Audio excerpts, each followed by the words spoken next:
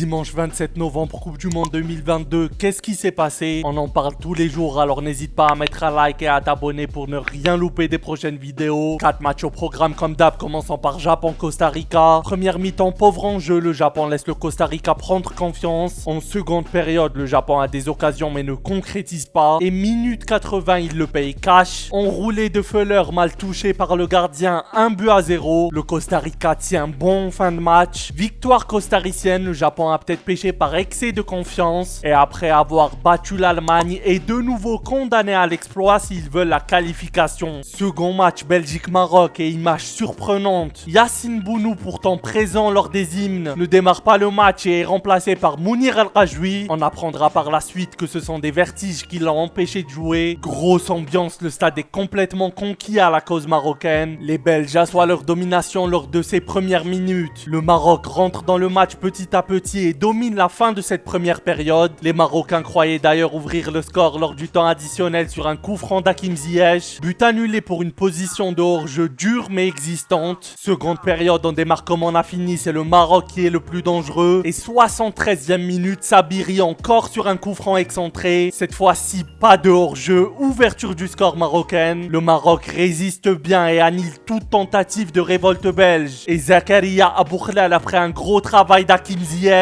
vient enterrer tout espoir belge. 2-0 pour le Maroc. Victoire convaincante, méritée, très importante en vue de la qualification. La Belgique devra proposer beaucoup plus s'ils veulent espérer rester au Qatar. Troisième match, Croatie-Canada. Le Canada surprend la Croatie d'entrée. But d'Alphonso Davies, le premier but du Canada dans l'histoire de la Coupe du Monde. Kramaric croit tenir l'égalisation, c'est non dit l'arbitre, hors-jeu croate. La pression commence à se sentir sur le but canadien. Et 36e minute, Kramaric, encore lui, sur une très belle passe de Perisic, vient cette fois-ci égaliser un but partout. Ça finit beaucoup mieux cette première mi-temps que ça l'a commencé côté croate. Et c'est Livaja d'une frappe entrée de surface qui vient donner l'avantage à la Croatie. Le Canada est virtuellement éliminé. Deuxième période, Kramaric inscrit son doublé, mais pour de bon les Croates à l'abri, avant que Lovro Mayer vienne clore le score pour de bon. 4-1 pour la Croatie. Le Canada est sorti de la compétition. Et pour finir, nous avons eu le droit à un Espagne-Allemagne. Première mi-temps équilibrée, le ballon est sans surprise tenu par l'Espagne. Mais les occasions de but sont partagées, la Mannschaft a même cru ouvrir le score. Mais Rudiger a été signalé hors jeu, 0-0 à la pause. 62e minute, centre à terre de Jordi Alba. Superbe extérieur du pied, premier poteau de Morata, 1-0. L'Allemagne est au sol. Changement tactique dans Siflik, entrée de Sané et de Füllkrug notamment. Ça va un peu mieux pour la Mannschaft. Et ça paye. Füllkrug justement vient prendre le ballon des pieds de Musiala. Et on voit un fort ballon sous la transversale. Égalisation. Fin du match. Match nul logique au vu de la physionomie de la rencontre. Absolument tout reste à faire dans ce groupe.